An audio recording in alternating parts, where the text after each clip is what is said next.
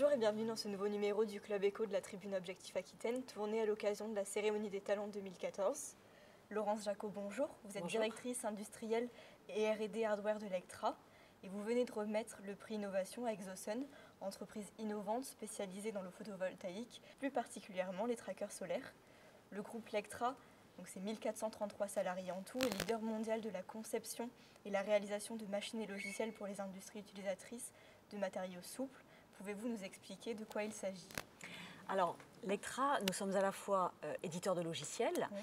concepteurs, fabricants de machines de découpe pour tous les matériaux souples, c'est-à-dire du tissu, mais également du cuir. Et nous sommes aussi prestataires de services, puisqu'on offre du service à tous ces clients qui utilisent donc les matériaux souples dans leur process industriel. Donc en fait, on est capable, nos clients, en fait, de les accompagner vers l'excellence industrielle en proposant donc toute cette palette à la fois de logiciels, de matériel et de services.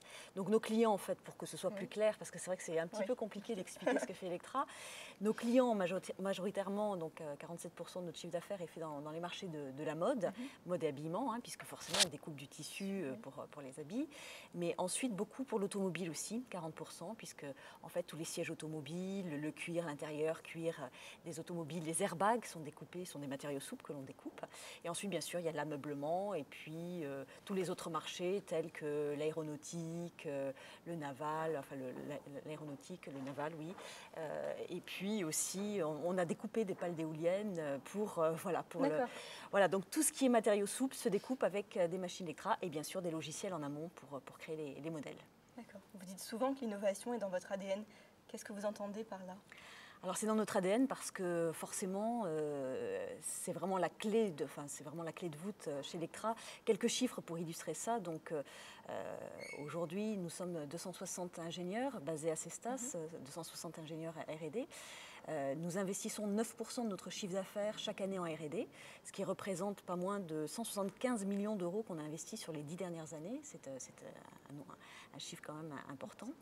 Mais je dirais que l'innovation, ça ne se cantonne pas uniquement à l'innovation technologique, puisque l'innovation, elle est vraiment dans notre quotidien. C'est aussi l'innovation, on va dire, au niveau des marques, du marketing, du business model, des process organisationnels. Et donc, chacun dans son quotidien est amené à innover chez Lectra. C'est ça qui est bien. Et quel bilan vous faites de l'année 2014 pour Lectra ?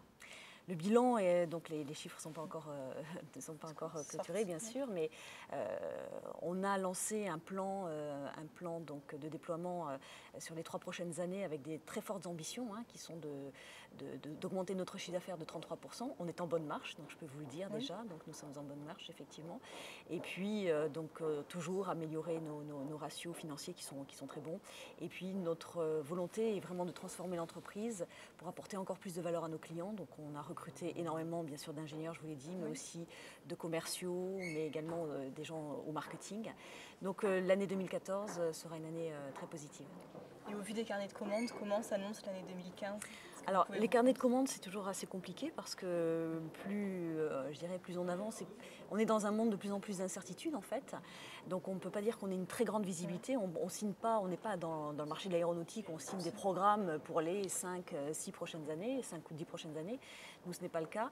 Par contre, on a une force qui est basée sur notre business model qui en fait est basé sur les revenus récurrents. Vous savez qu'on vend donc des nouveaux systèmes, donc des logiciels et des machines, mais on vend aussi beaucoup de contrats de service et de maintenance, de pièces détachées, de consommables qui permettent finalement à nos clients de fonctionner. Et tout ce business récurrent apporte une stabilité incroyable à l'entreprise qui permet finalement de passer tous les caps, y compris les plus compliqués. D'accord. Merci beaucoup Laurence Jacot. De rien. Merci à vous de nous avoir suivis sur ce Club Éco. Rendez-vous dans un prochain numéro. Passez une bonne journée. Merci.